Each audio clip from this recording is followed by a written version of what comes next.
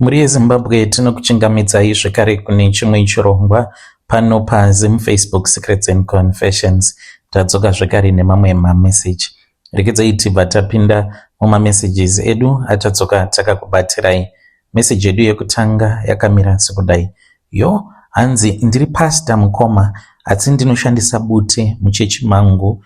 Ndine chechi yandakavambawo muno muSouth Africa mushure mekunge ndabuda muZayoja. Ndinoda kutenda hangu vanhu vekuZayoja nekuti ndivo vakandisimudzira, but ndakaona sekunge chipo changu chainge chakasungwa, ndainge ndisingakwanisi kuti ndinge ndichienderera mberi ndichiramba ndiri mufundisi muchechi iyoyo yeZayoja. Ndokubva ndachizotanga yangu chechi. Ndatanga yangu chechi Mukoma, ndakabva ndaona kuti zvainge zvisina kumira zvakanaka, because kana uri anda vamwe vanhu unoona sekunge zvimwe zvinhu zvinozviita zvega uye zvinenge zvakaita sekunge zvinenge zviri nyore, but ukazotanga kurana yako chechi ndopaunoona kuti zvose zvinenge zvakatarisana newe.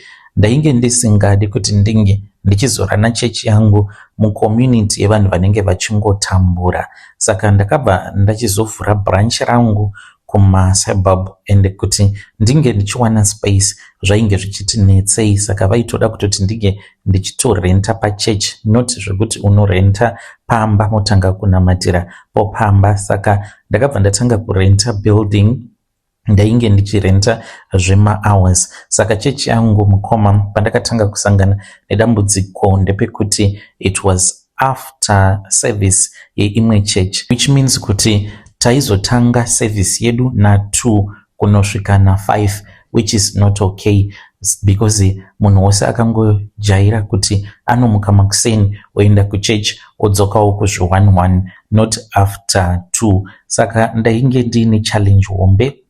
Ndikabva ndati pano ndoita sei. Ndakasvika pakusara nevanhu vainge vari less than 20 muchechi, avo vainge vari very committed to my vision, because ndainge ndiri munhu aitoti kana akanamatira munhu anenge achirwara otopora, but there was a limit to the power that I had and I wanted more power.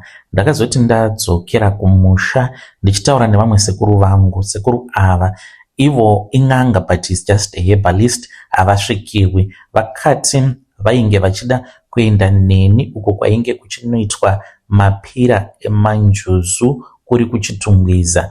Ndakabva ndaenda navo. As a Christian, I just wanted to experiment and see kuti kana ndikaendako kunoitwa zvemanjuzu ndaikwanisa here kuti ndinge ndichizowana vanhu. Ndopa zvakangotangira kuti ndainge ndichida vanhu vakawanda. Saka ndakabva ndachizoenda nasekuru vangu. Ndaenda nasekuru ndikabva ndachizotanga kuwirirana nomwe mukadzi uyo anoita zvemanjuzu. Ndakamuudza kuti chechi yangu yainge iri kuSouth Africa ndainge ndichitambudzika kuti ndinge ndichiwana vanhu, plus pabuilding ipapo rent yandainge ndichibhadhara yainge isina zvayo kuwanda, but ndainge ndichitambura kuti ndinge ndichiunganidza mari yemarentals every month, zvekuti ndaingogara ndichingoowa varidzi vechechi vepabuilding apo patainge tonamatira nekushandisa zvekare mainstruments avo. Ndainge ndava kudawo zvangu. Saka akandipa bute, akanditi bute iri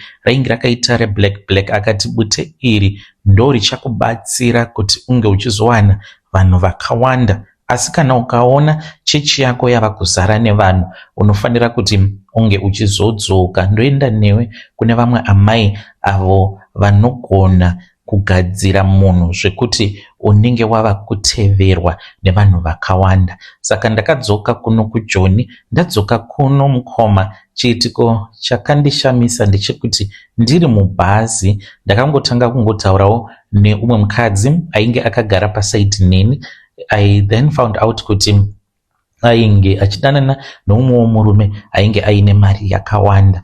Ndokubva ndamuinvita kuchechi, ndo vanhu vakandibatsira ivavo nemari yekuti ndinge ndichizobvapo pachechi patainge tichinamatira. Akabva ati ane friend yake uyo ane college muJoburg muCBD, saka vakabva vachizotaurirana. Ndokubva tachizonzi tainge ndakatanga kushandisa that building for 6 months without any rent paid. Saka ndakazotsvaka mari tikatenga my instruments, church ikatotanga kutosimukira. Ndakatanga kuitawo macrusades nemamwe maSouth African mumalocation akasiyana siyana. Pandakazodzokera kune vaya vemanjuzu ndo pandakabva ndachizonotemererwa nyora idzo dzandakatemererwa pachest pangu zvekare nekumusana. Saka nyora idzodzo ndinoti kana ndava kuenda kuchechi, izvi ndo zvakakonzeresa kuti ndige ndichizosvika pakurambana nemudzimai because akati hazvikwanisi. Kana uri musi weSunday apo pandinenge ndoenda kuchechi, ndinoti kana ndapedza kugeza ndisati ndazora mafuta, ende kana ndichienda kuchechi handizore mamwe mabody lotions andinozora kana ndiri pamba kana kuti ndichienda somewhere else. Ndinozora cooking oil inenge ine munyu, but salt yacho iyoyo ndinofanira kuti ndinge ndichitengerwa nemunhu anenge aine manjuzu paari. Saka mutori nevamwe vanhu vemuchechi avo vandinotoziva kuti sister Ningi, mai Ningi vane njuzu dzavo dziri pavari kunyangwe vasingazvizivi. Saka ndinongovakumbira kuti ndiri kuda ka salt, pane munamato wandinoda kuti ndinge ndichizoita, saka please nditengereiwo salt muzondivigira kuofisi kwangu. Saka anoenda onotenga salt asina zvaanenge achiziva, then obva achizondipa ndo salt yandinoshandisa iyoyo. Ndinoisa mafuta mucooking oil yandinodziisa, then ndobva ndazora. Kana ndazora nditendedzwe kuti ndinge ndichizoshandisa perfume kana kushandisa roll-on, ndinongoenda ndakadaro. Izvo zvinondibatsira kuti njuzu dzacho dzisazondifuratira kana ndiri pakati pekuparidza zvekare nekunamatira vanhu muchechi mangu. Saka pose pandinoenda kuchechi ndinoti kana ndapedza kugeza ndotora mafuta angu anenge aine munyu, then ndobva ndazora. Ndapedza kuzora kudaro mukoma ndinenge ndichifanira futi kuti ndinge ndichizozora bute. Bute iri rinongozorwa chete apo pandakatemererwa nyora. Saka mudzimai wangu pandakamuudza kuti ndozvandinofanira kuti ndinge ndichiita izvi, akangozviita ka1 ndokubva andiudza kuti mweya wake wainge uchiramba kuti arambe achingoita saizvozvo. Akati mweya wangu uri kuramba. Saka ndokubva tachizo have a divorce. After the divorce ndakabva ndachizotora muSouth African anova ari iye wandigere naye kusvika pari nhasi. Saka iye zvake haarambi, kana ndikamuudza kuti we have to do this anongonditevedzera pane zvose izvo zvandinenge ndichimuudza kuti ndinenge ndichida kuti tinge tichizoita. Ndiyo confession yangu yandinayo. Saka nekuda kwenyora dzenjuzu dzandakatemererwa idzodzo, dzimwe nguva ndinoti kana ndikadira bute pandinenge ndichifamba ndichienda kunomira papulpit kuti ndige ndichizotanga kuparidza, izvi zvinoita kuti munhu wose anenge arimo mubuilding ange achinzwa kubatikana neshoko randinenge ndichazoparidza, then obva achizobvisa mari yeoffering, yelove offering zvekare nezvegumi. Ndine dzimwe mhiko dzandinoita kana mwedzi wava kunopera ndinofanira kuti ndinge ndichitenga mbudzi. Kana ndatenga mbudzi ndinotenga nemukaka wakawandisa. Ndinototsvaka kuPrazi uko kwandinoenda muzvimaplotsi zvevarungu ndonotenga mukaka fresh milk, mukaka wemombe. Kana ndatenga mukaka iwoyo ndotenga nembudzi, ndobva ndauraya mbudzi yacho. Kana ndaiuraya then ndinobva ndachizotora ropa ndobva ndariisa mutabu, ndobva ndazanganisa nemukaka, ndobva ndarelaxa ndakagaramo mutabu imomo ndichizvisoka ndichitaura mazita evana vose vesangano, because mwana wose wesangano akanyorwa zita rake, ende ndikabva ndachizokopa mazita iwawo ndikamanyora mune kamwe kabhuku kangu kandinogara nako. Ndinenge ndichidaidza mazita avo one by one kuti mwedzi wapera unofanira kuti unge uchirangarira kubhadhara chegumi chako. Iwe Joseph, mwedzi wapera. Iwe Samson, iwe Soli. Sezvo kuchechi kwangu kuine vanhu vemarudzi akasiyana siyana vemuno muSouth Africa uye zvekare nevekuZimbabwe. Saka mari dzechegumi dzatinowana pamwedzi ndo dzinondibatsira nemabills. Yo vedare ndo message iyo yandakatumidzirwa ichibva kuna mukoma vedu vari kuti vakabuda muZayuja because vakaona sekunge vainge vasingakwanisi kuti vange vachisvika palevel ravaida kusvika as a pastor, vakatanga zvavo. Asi hanzi ndava kurana church ndopandakaona kuti kurana church haisi nyore, ndokubva vachizoromba. Yo zvakaoma, ngatitsaurei navo mucomment section. Hanzi ndine chechi yangu iri muJoburg. Rekedza iti bataenda panyedu inotevera. Nyedu inotevera yakamira sekudai so. Hanzi makadi zvenyu mukoma, iniwo ndakaenda kuNigeria kunoromba, asi mhiko ndakadzitadza nekuti mhiko dzacho dzainge dziri dzekuti ndainge ndichifanira kuti ndinge ndichizorepa mwana mucheche anenge ari less than 1 month. Ndikati zviri nani, it is better to be poor than kuti ndinge ndichita zvinhu zvakadaro. Ndiri murume ndinogarawo muno muSenton. Senton tinongonzwa nezvayo kuAfrican Confessions uko ndokwandakakuzivirai ini mukoma. Ndainge ndisingazvizivi kuti muri vekumusha, saka upenyu hwakambosvika pakuoma. Ndakaita mari panguva yana Mugabe, ndakawana mukana wekuti ndinge ndichiita zvematenda kumusha. Tainge tiini zvatainge tichigadzira, saka ndakabva ndachizobuda muzimu ndokubva ndachizouya kuno kuSenton.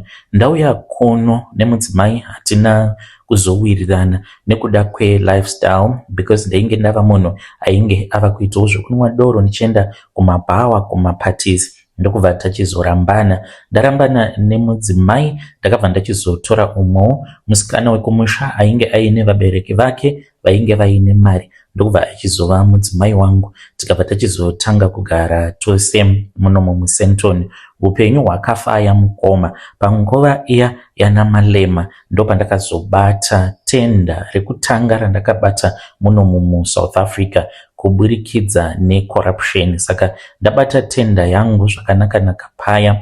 Vana Malema vakazobuditswawo mupati, saka mapolitician vanenge vaine vanhu vavo, right, vanenge vachivaitira matenda but ivo vanenge vasingadi kuti vange vachizova pamberi. Izvi hakusi kunzi zvinongoitika mumaAfrican countries but zvinoitika kunyika dzose kana varungu chaivo vanotozviita kuti vanenge vachiita zvematenda but vachishandisa makambani evamwe vanhu vakaita seni. Saka vana Malema vachizobuditswa muANC, takabva tachizonosara manje tiri pamhene, ndokubva tatanga kutorerwa matenda aya. Takatorerwa matenda tikasara tisina matenda, then ndokubva ndachizotanga kunetsana nemudzimai sezvo ainge ari munhu ainge akangokurirawo mumari, ainge asingazivi chinonzi nhamo. Paakaona tava kutorerwa motikari, patakatorerwa BMW yake iyo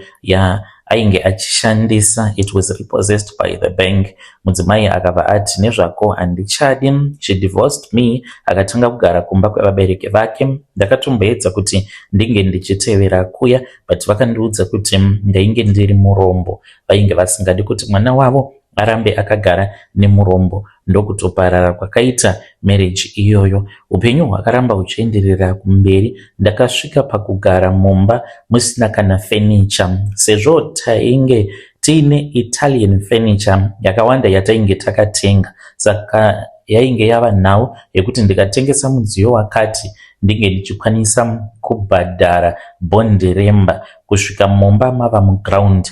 Ndakazosara ndingori neka 2-plate stove ndichigara muSenton but imba iri empty. Ndakamboisa maloja maviri ndikaona kuti zvainge zvisingaiti. Ndaingoshandisa bedroom nekitchen apa ndakaisa maloja but ndakaona kuti magariro acho atainge takaita apa nemari yacho yebond yainge isiri kukwana. Nerimwe zuva mukoma ndakafamba ndokubva ndachizoenda pamba peumwe muNigerian umwe wandainge ndakambodhila naye. Ndakabva ndamuudza kuti ndainge ndawirwa nedambudziko ndainge ndichida kuti ange achindikweretesawo mari. Akandibvunza kuti yainge iri mari yei yandainge ndichida kukwereta. Ndikamuudza kuti ndoda kubhadhara bhondi remba kuitira kuti ndisazotorerwa imba yangu, because ndainge ndakataura neloya rangu ndakariudza kuti ndainge ndichida kutengesa imba, saka ndainge ndakanzi ndinge ndichimbomira kutengesa imba ndozotengesa at least after 2 years.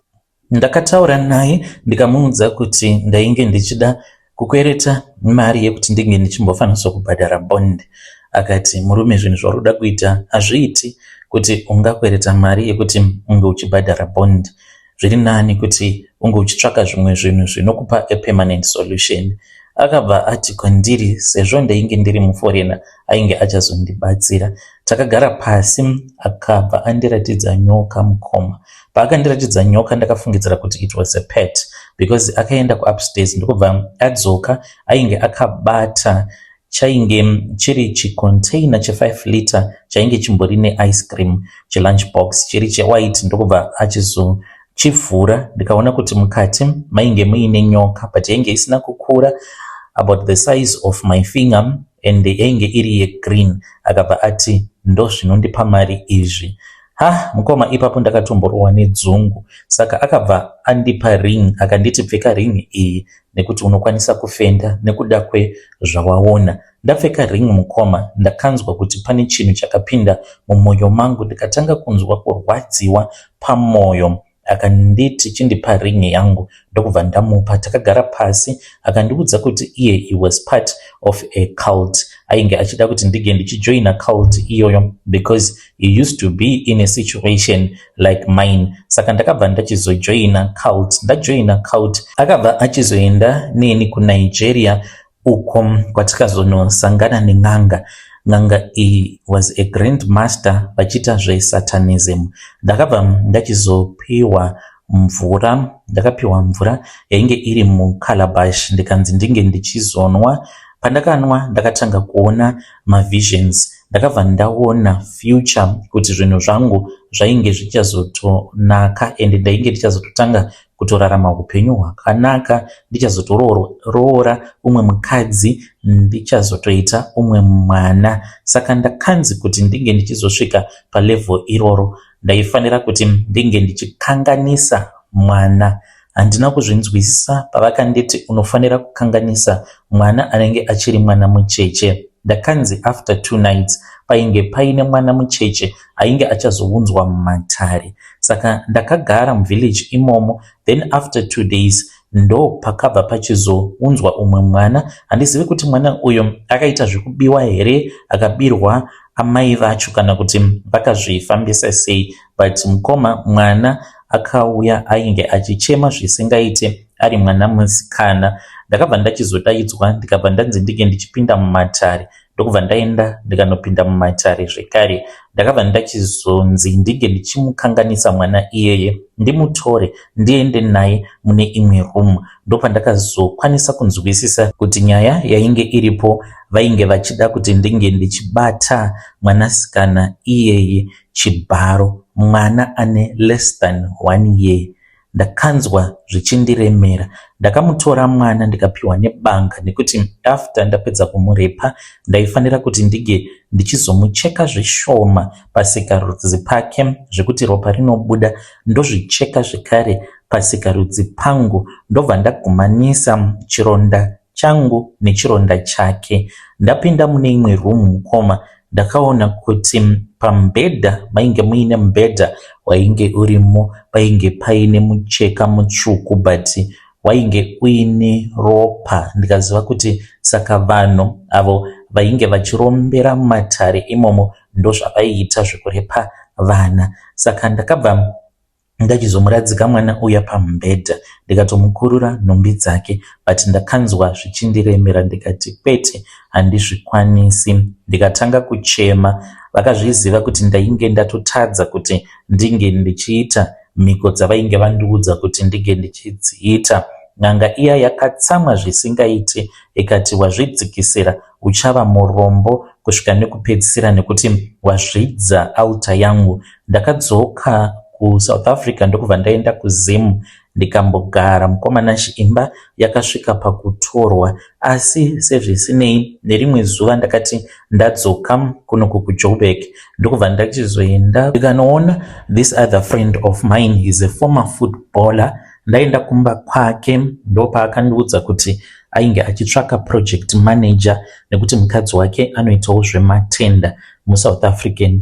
Nazvino mukoma ndichiri kuvashandira vanhu ava, but kambani yava kutoita sekunge ndeyangu. Ndiri kureurura zvinhu izvi mukoma, not because ndiri mupfumi, no, I am not rich like the way that I used to be. Kunyange ndigere zvangu muSandton, but I'm just driving a normal Hilux. Asi ndainge ndimbori munhu aifamba nemaG-Wagon, motikari dzekuti ndaiti kana ndikasvika panzvimbo vanhu vose vaindipa respect, but pari zvino ndinongofamba hangu neHilux yangu. Ndinongoti Mwari ndinokutendai kunyange iri an older model, but izvozvo zvamakandiitira ndinongokutendai. It is not every rich man that you see who is enjoying life. Vamwe vanofamba vaine makuva avanenge vakatakura. Dai ndakamurepa mwana iyeye kana nanhasi pfungwa dzangu dzingadai dzisiri panzvimbo. Yo vedare ndo message iyo yandakatumidzirwa ichibva kuna mukoma vedu. Thank you very much nezvamakaita mukoma kuti makaona kuti zvainge zvisina kukodzera kuti munge muchisvika pakukanganisa mwana iyeye. Hanzi ndakaudzwa kuti kana uchida kuita mari, kana uchida kujoina cult, unofanira kukanganisa mwana uyu. Yo zvakaoma. Rekedzai tibva taenda panyedu inotevera. Nyedu inotevera yakamira sekudai so. Hanzi makadi zvenyu mukoma, please post my story makavikawo chitupa changu. Ndauyawo pano ndiine confession yangu yandiinayo. Ndakaitawo utsinye pandakasiya basa ndikabva ndanokesa engine. Ndaidhiraivhira umwewo muchinda wekumusha, ndaimudhiraivhira UD rake, but takangobohana nekuti ainge asina kundipa mari yandainge ndakamboshandira, akatadza kundibhadhara in time. Saka ndakazongonokesa engine ndikati manje uchakuvara nekusevhisa motikari, but ndaisazviziva kuti chinhu chinonzi karma, it will follow you. Karma has followed me. Ndangosara ndisisina kana chinhu. Zita rangu mukomana chimwe chanditi Herbert. Zvinhu izvi zvakaitika mugore ra2024. Ndainge ndichidriva rori UD. Inini naboss tainge takaita mukana wekuti taipota tichinotakura chrome. Saka iye aita mari yakawandisa, but ndini ndaitora riski yekuti ndaifamba ndakatakura chrome yandainotora kuna nazama. Saka tainge takavimbisana kuti achandibhadharawo mari ine musoro kuti ndikasike ndakwanisa kusimukirawo muupenyu. Saka ndakazoona sekunge ainge ongondishandisira mahara. Ndikabva ndati munhu uyu akadhakwa pfungwa. Ndafunga kusiya basa.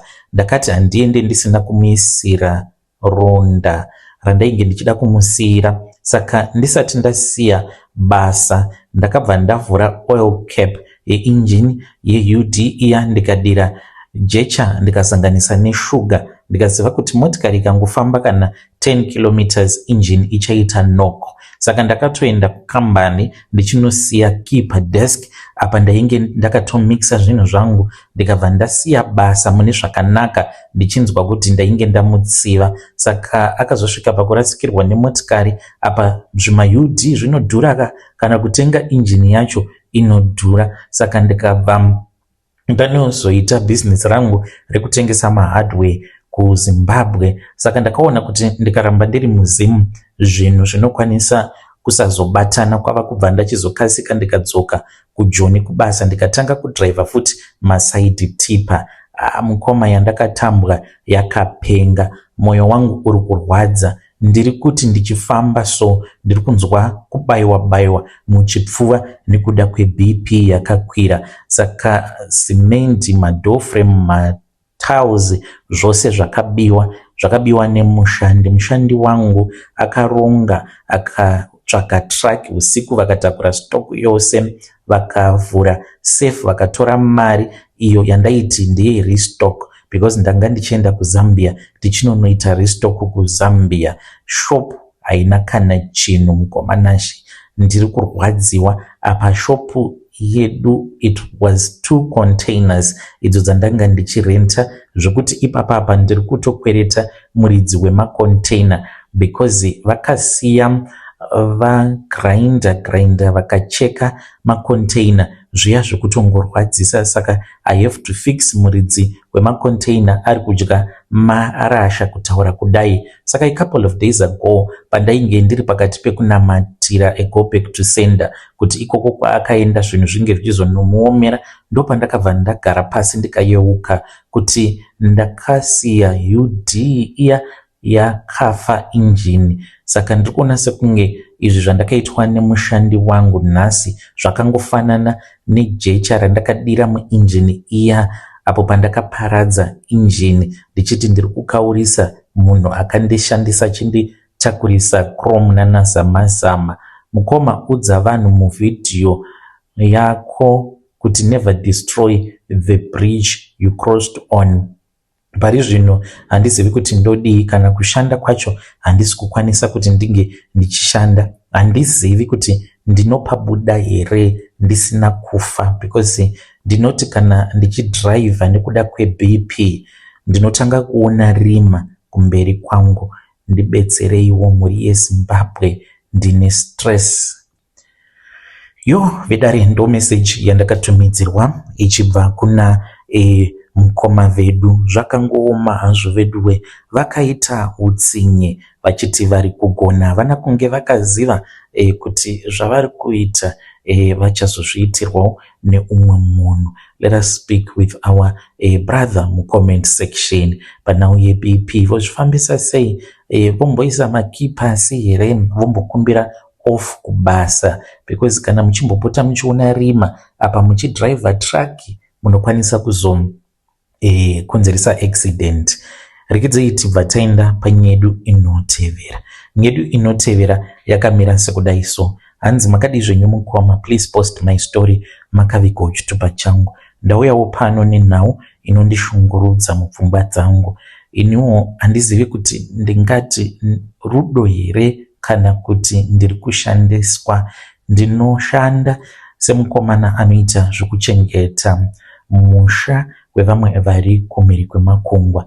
Saka mukadzi wacho akaremara. Vanoti kana vakauya kunoku kuZimbabwe, murume wacho anokwanisa kungosiya mukadzi wake kunoku kumusha, then kana amusiya kudaro mukadzi uyu anodhimanda bonde kubva kwandiri, even though akaremara kudaro. Saka maonero angu ndiri kuona sekunge murume wacho anotosiya mukadzi wake on purpose kuti ndinge ndichisvika pakurara naye. Handina chandinopiwa. Salary yangu yandinongopiwa mukoma, it is 150 pamwedzi. Ingori salary iri normal considering the fact yekuti mabasa acho andinoita pamusha anorwadza. Saka ndiri kutodawo mazano kubva kune vedare renyu kuti ndoramba here. Ndinotya kuti kana ndikaramba zvimwe kuda ndinokwanisa kuzopinda muna taisereva, sezvo ndiri munhu akaita nguva yakareba ndichirara nemukadzi iyeye apa aine hurima hwaainawo. Kana mukazoposta nyaya yangu mondizivisa. Izvi ndinoona sekunge zviri kundikanganisa kuti ndisakwanisa kuti ndinge ndichizoroora, because ndinonzwa ndisina kana shungu dzekuda umwe munhukadzi kumberi kwangu. Ndinokwanisa kugara kana gore rose ndakamirira kuti vange vachizouya. Kana iye mukadzi wacho paanouya anofara chaizvo apo pandinenge ndadurura mbeu yangu maari, akaona kuti inenge ichiratidza kuti imbeu yemunhu anga ava nenguva asingachazivi kurara nemunhukadzi. Anofara zvisingaiti. Akaona sekunge inenge iri shoma anogumbuka zvisingaiti. Ndibetserei muri yeZimbabwe.